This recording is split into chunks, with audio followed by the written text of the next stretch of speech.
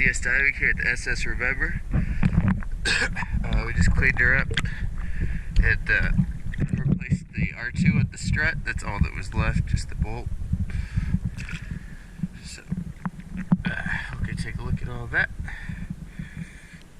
I do apologize, my lights acted a little funny. Just turned it off and on, but I'll do the best we can to show.